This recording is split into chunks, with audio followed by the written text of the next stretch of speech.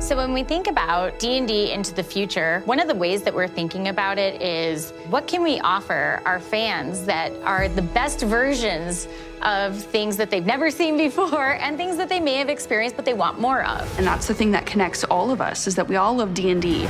So what do you want to do? Attack! Dragons are cool, and we like dragons. What Jess is saying in that video is really interesting to me. And it goes back to something I was thinking about in a previous video that I did on the multiverse. If you hadn't seen that video and you don't know what I'm talking about, I'll put a link to it in the description below. But what Jess says in the opening of this video is that she's talking about bringing something to the fans of Dungeons and Dragons that they haven't seen before, that they might like, and giving them more of what they do like. And it's not obvious in that clip, but she's definitely talking about the digitization of Dungeons and Dragons, which has been in the works for quite some time. So this, if you don't know now, this channel is called The Philosophy of Game Mastering. And in it, I do a lot of speculating on what's happening in the game industry. This video will be more of that.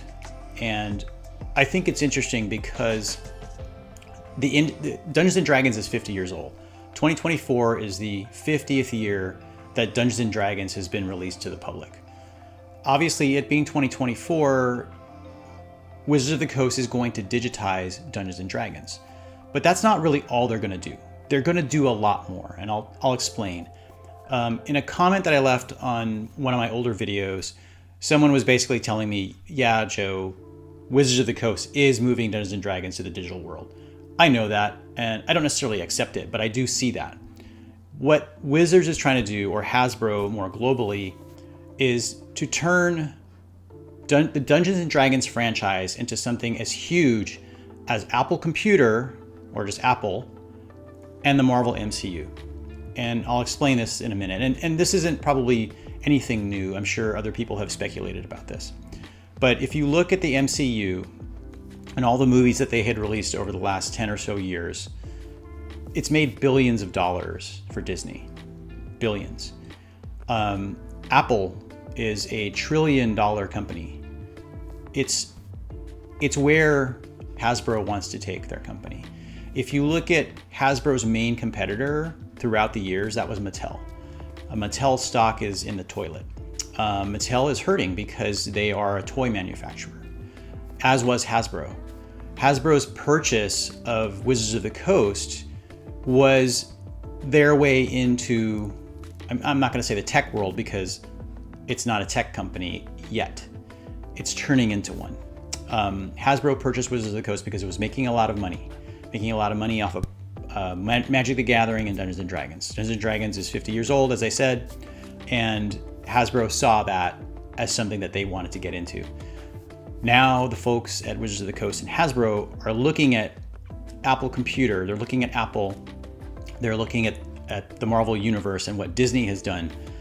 Disney purchased Star Wars from George Lucas several years ago. This is the new way of the world. Things are being digitized. But I think the thing that most people don't understand is that Hasbro and Wizards of the Coast aren't just going for the consumer market, you and I, right? They're going for the business market as well. What they're trying to do is build an ecosystem that elevates not only the brand of Dungeons and Dragons and possibly Magic the Gathering, but it also elevates the company, Hasbro, as a technology digital company. And I'm gonna leave it there, and I'll pop back into this video here and there, but originally this video was around news in the TTRPG industry. I was gonna release this video yesterday, but it didn't seem complete to me because I make some comments throughout this video that I need to address, and I'll do that coming up as you're watching it. Anyway, if you're new here, please like and subscribe. Thanks for finding my channel. Please watch my other videos. You won't be disappointed. Thank you. Other tabletop gaming news, I wanted to call your attention to the Kickstarter for Brandon Sanderson's Cosmere RPG. It's currently at 13 million. I should really eat lunch before I make these videos. $324,967 with over 47,000 backers. There's 7 hours to go. And this is something that I've been watching for, ever since it launched. And I'm watching it mainly because of DC20 and how much the Dungeon Coach raised for DC20 on Kickstarter. Now, the important thing to notice here is that with all the news and talk of Wizards of the Coast and 50 Years of Dungeons and Dragons and the 2024 Player's Handbook, imminently going to be released in stores on September 3rd, which is next Tuesday. I think it's important to note that Wizards of the Coast, by moving more towards digital, and there's been a lot of talk about their virtual tabletop that's coming up. There was a recent D&D Beyond, I guess I'm going to call it a fiasco, where they weren't allowing the character builder to accept 2014 Player's Handbook spells without doing a homebrew, and Wizards of the Coast backtracked on that and said, "Oh no, we can do that still." So what I want to focus on here is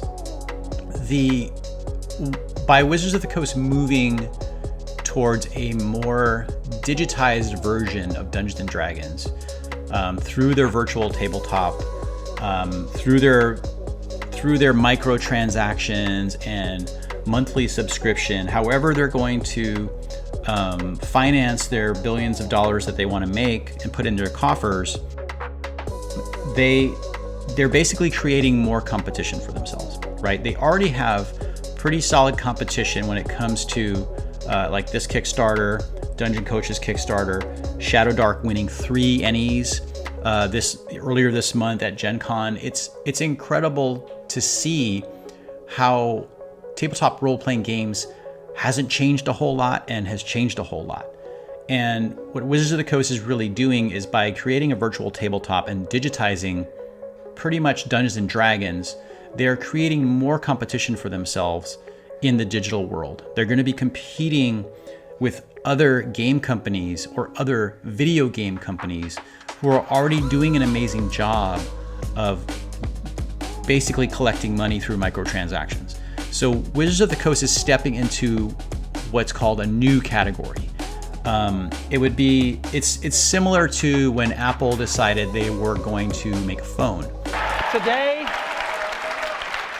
Today, Apple is going to reinvent the phone. And here it is. So I want to interrupt this video here because I want to explain something about why I'm talking about Apple with regards to Wizards of the Coast. I'm not saying Wizards of the Coast is Apple, although the way I phrased it yesterday when I did that part of the video, that's what it sounded like. So when I was rewatching this in an edit, I said I need to talk about this. So I'm talking about this right now. As I mentioned earlier about Apple, Wizards of the Coast is trying to emulate the ecosystem that Apple has built over the years. It's a very strong ecosystem, and in fact, looking at what happened in the EU recently, Apple is basically a monopoly, and everybody kind of knows that, including the government, and they're like trying to, curb that monopoly, so to speak. And ironically, Hasbro owns Monopoly, but that has no connection. Future Joe out, earlier Joe back in, when phones had already existed for many, many years. But Apple is a very different company than Wizards of the Coast or Hasbro. Apple is what's called a category maker. And if you don't know what that term is, I can go into more detail on it in another video. Let's just do it right now. Let me talk about what I meant by a new category. So if you look at Apple was not the first company that created a personal computer. They weren't the first people or company that created a music player. They weren't the first people that created a phone or a headset. The way Apple markets their products is very different and unlike other companies. So as an example, when Apple decided to get into the music player market with the iPod, they didn't say, hey, look at our new iPod. It has, 10 megabytes of RAM and, 1 gig of storage. No, they weren't selling the features. They were selling the solution that people wanted. iPod, 1,000 songs in your pocket. So their slogan was 1,000 songs in your pocket.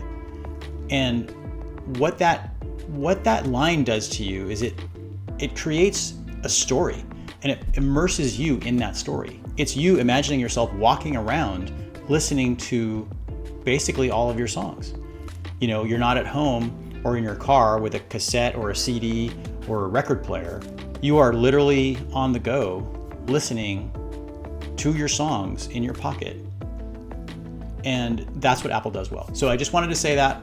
But what Wizards of the Coast is doing is they are trying to fast follow in a market that they don't understand, and that is the digital market.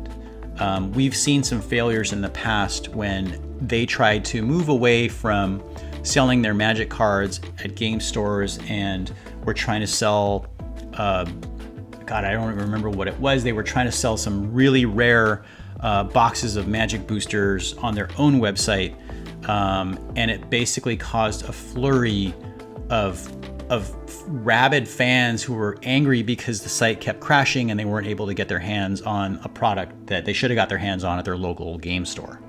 It was like Taylor Swift crashing Ticketmaster. It was a disaster. But it's not all bad news. In fact, this next clip shows that Wizards of the Coast is starting to go back and support local stores. Here it is. We can't say enough about how grateful we are to the local game store community. So how do we set it up so that they can create these amazing, beautiful play events? Part of the way that we're doing that is game stores will now get early access to our releases 2 weeks early. And those releases will be supported by play programs so that a store owner can go, hey, you've got your book early, and now here's some adventures to play along with it, with all of your friends in the store. So that's all fine and well. Thank you, Wizards of the Coast, for supporting local game stores. Just so everybody knows, I used to own a game store. In fact, I used to own 2 different game stores at 2 different times. And it's very difficult as a small business to run a solid, profitable game store. So thank you, Wizards of the Coast, for supporting local game stores. Now, I'm going to continue with the video that talks a little bit about what I think Wizards of the Coast needs to do and where they're currently at. So Wizards of the Coast is an infant in the digital world. They have so much learning to do and growth that needs to happen really quickly if they want to be a player in that world. So I wish them the best of luck. We'll see what's going to happen over the next few years. I think 2027 is going to be a peak moment for Hasbro and Wizards of the Coast, because if they can't get their S together by 2027, it's going to be not so pretty. Thanks for watching. We're starting off on PC, but we want to go everywhere because we want to connect players across mobile, console, and I don't know, maybe even your fridge. Wherever you want to play, we want to be there at your fingertips. There's one more thing I want to show you, and it's a preview of what I'm going to be talking about in a future video. We're opening it up so you can bring in any kind of character you want, like fight Drizzt against a robot. You know, you'll be able to do that with all the groups that we're working with.